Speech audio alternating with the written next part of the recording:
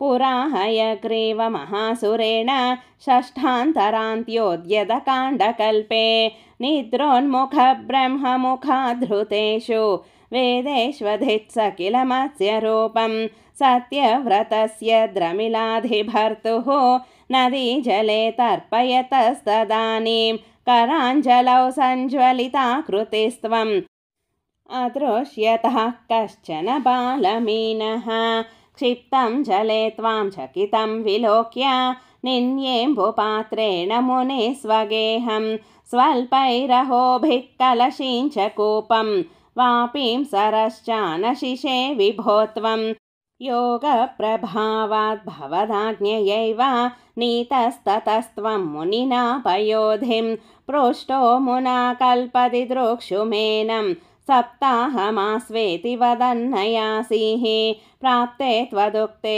हनिवारिधारा परिप्लुते भूमितले मुनीन्द्रः सप्तर्षिभिः सार्धमपारवारिणि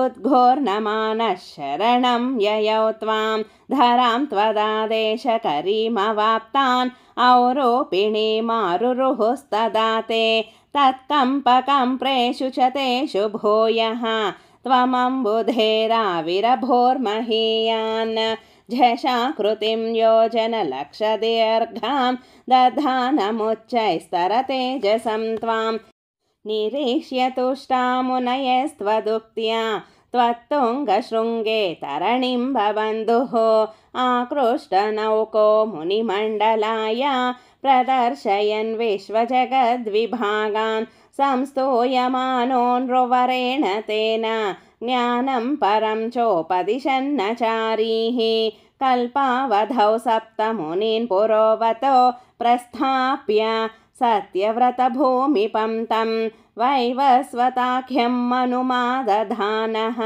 क्रोधात् अयग्रीवमभिद्रुतो भूः स्वतुङ्गशृङ्गक्षतवक्षसं तं निपात्य दैत्यं निगमान् गृहीत्वा विरिञ्चये प्रीतहृदे ददानः प्रभञ्जनागारपते प्रपायाः।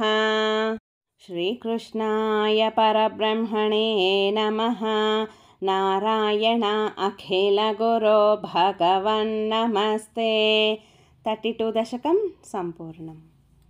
सर्वं श्रीकृष्णार्पणमस्तु। सर्वे जना सुखिनो भवन्तु। लोका समस्ता सुखिनो भवन्तु।